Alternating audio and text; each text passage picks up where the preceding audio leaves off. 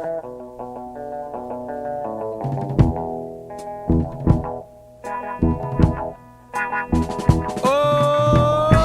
Louisiana, I stayed away from you too long.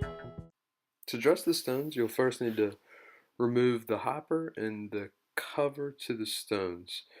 Josh has just taken out the 8 bolts that allow you to move the hopper, and we're moving it off to the side to have clear access to the upper and lower stone for dressing. Next thing we'll do is get our tools ready for the actual dressing. The tools that you'll need are the air hammer and chisel from Chow and Holden, an angle grinder with a diamond blade, an air compressor, safety goggles, and ear covers. To remove the runner stone, you'll need a 9/16 socket to remove the bolt that holds the runner stone onto the shaft. If the top of the shaft is deep in the stone, you might need an extension to easily remove the bolt.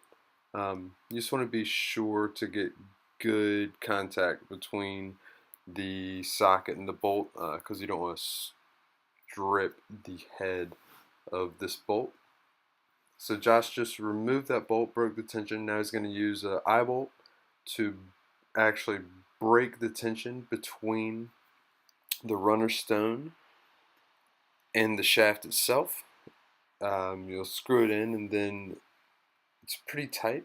So you typically will need to get a little extra leverage from a bar, a wrench, or in this case, Josh uses a hammer, or he attempts to.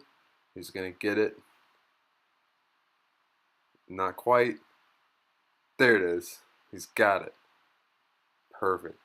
So then after you break that tension, which will be hard to break, you'll notice after you screw in the eyeball a little bit more that the stone will be able to wiggle, and that's how you'll know that it's free from the shaft. Josh is using a hoist that's connected to an I-beam above the stone that we're able to lift the runner with at Bolted Bread.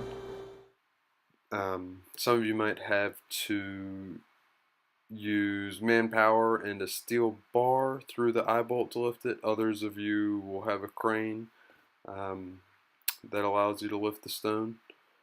Just however you're moving the runner, be sure to be super careful when it's up off of the mill, as it's really heavy um, and can be a danger to yourself and also to the stone itself. If you were to drop it, it would be likely to break. So this is just a really important time to be really careful with the stone.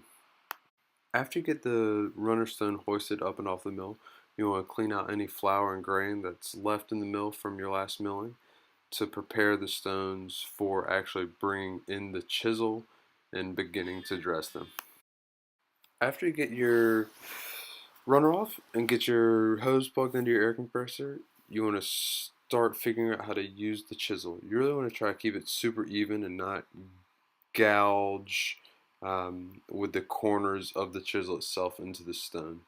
You need to remember that the throw of the hammer and the chisel is determined by both the amount of air that you're allowing through the valve and by the how close you're keeping the actual hammer to the stone itself.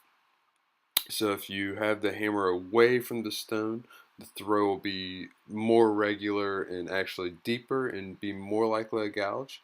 So you want to make sure you try to keep the hammer a nice firm pressure onto the stone, so it's a nice staccato rhythm when you're actually dressing.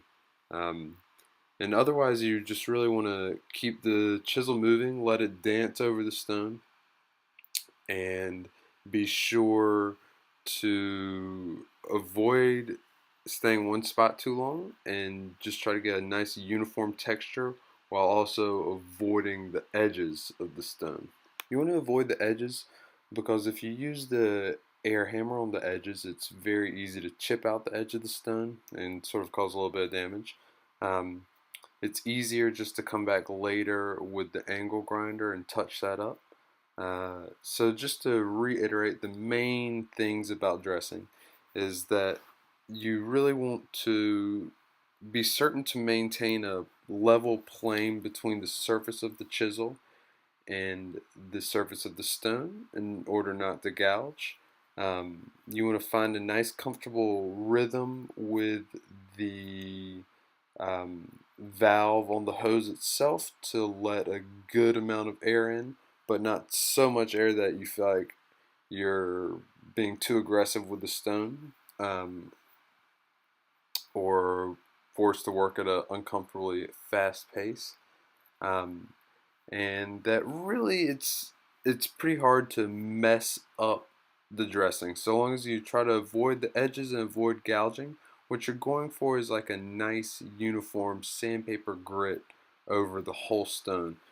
To get this, it takes about 30 to 45 minutes of stone at a good pace. So if it's your first time, I would probably double that, and it might take you 3 hours to do the whole process. But Josh and I were able to do this today, the whole thing, start to finish, in about hour and a half. So hopefully, as you improve your skills a little bit, you'll be able to speed that up, and this will be a task that you can perform once or twice a year to keep the flour nice and fine, and it won't be too much of a burden.